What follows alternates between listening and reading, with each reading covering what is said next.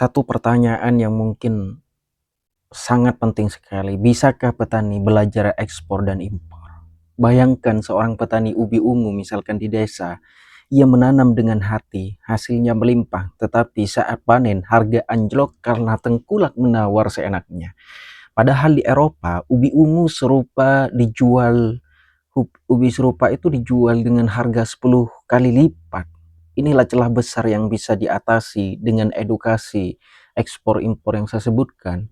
Jika masyarakat desa tahu cara menembus pasar global, mereka tidak lagi jadi korban harga murah lokal, tapi bisa berdiri sejajar dengan produsen dari negara-negara lain seperti Cina, kemudian Eropa dan sebagainya. Jadi edukasi ekspor bukan sekedar mengajarkan mereka cara mengirim barang ke luar negeri, tetapi ia melibatkan pemahaman soal standar kualitas, kemudian sertifikasi, pengemasan, hingga regulasi negara tujuannya.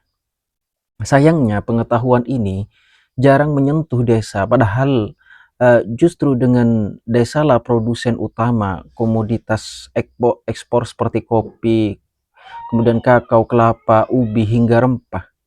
Tanpa literasi ekspor, desa hanya jadi ladang produksi yang hasilnya dinikmati pihak lain.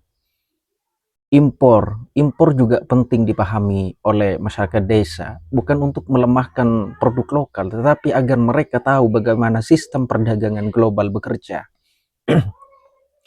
Misalnya, mengapa beras Vietnam itu bisa masuk ke Indonesia dengan harga lebih murah? Dengan memahami logika impor, masyarakat desa bisa mencari strategi agar produk-produk kita, produk-produk mereka lebih kompetitif di pasar. Entah lewat kualitas misalkan, branding, ataupun pengolahan pasca panen. Banyak desa masih berpikir, masyarakat desa itu masih berpikir ekspor itu urusan perusahaan besar, urusan pemerintah. Padahal di era digital membuka pintu yang sangat lebar. Sekarang ada jalur ekspor lewat UMKM, koperasi, hingga marketplace global.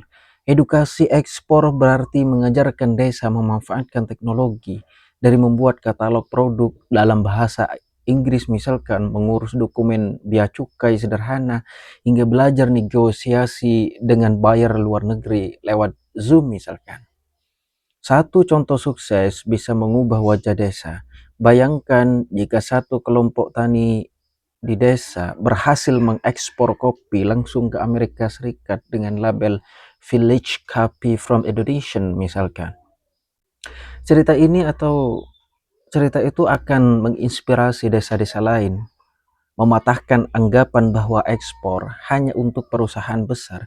Inilah mengapa edukasi ekspor harus dimulai dengan narasi keberhasilan kecil yang membumi. Jadi edukasi ekspor juga menyentuh aspek mental. Banyak petani merasa tidak pantas untuk melakukan hal itu ataupun terlalu kecil untuk bermain di pasar internasional.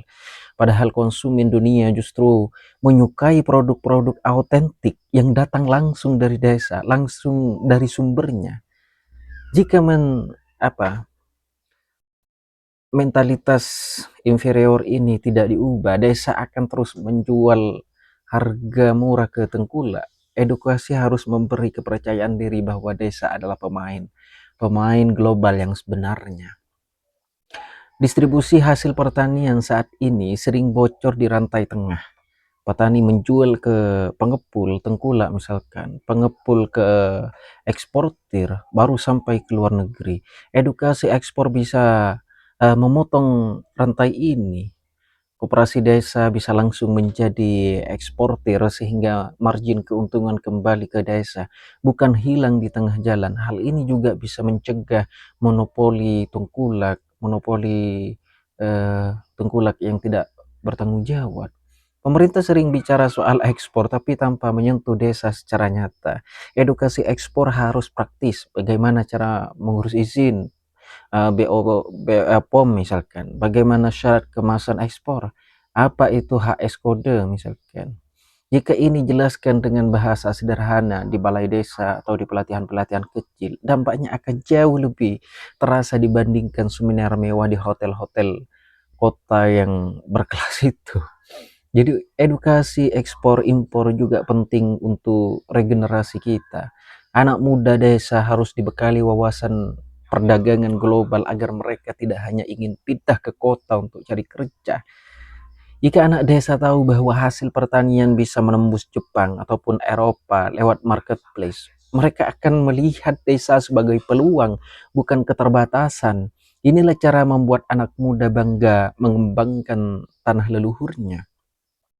Jadi pada intinya, edukasi ekspor impor adalah jembatan antara desa dan dunia global. Tanpa jembatan ini, desa akan terus jadi penonton dalam panggung perdagangan global. Padahal desa adalah aktor utama produksi pangan dunia. Saat desa bisa menguasai ilmu distribusi global, maka hasil pertanian tidak lagi bernilai murah, melainkan menjadi aset yang mengangkat martabat bangsa. Itulah kira-kira mengapa ekspor dan impor itu sangat penting diajarkan bagi masyarakat-masyarakat desa. Ya utamakan generasi-generasi Gen Z ataupun generasi milenial yang sudah setidaknya sudah bersinggungan dengan hal yang semacam itu. Jadi ini sebenarnya suatu peluangnya sangat penting sekali. Jadi saya mengharapkan terutama kepada pemerintah, terutama DPR yang apa ya, kenapa saya harus ke DPR? Karena memang DPR seolah-olah tidak ada kerjanya memang. Maka perlu adanya eee, revolusi besar-besaran daripada DPR selalu membahas tentang kenaikan gaji daripada masyarakatnya sendiri. Ini perlu untuk digaungkan. Demikian dulu untuk refleksi kali ini, kita lanjut di kemudian hari. Demikian, selamat berjumpa kembali.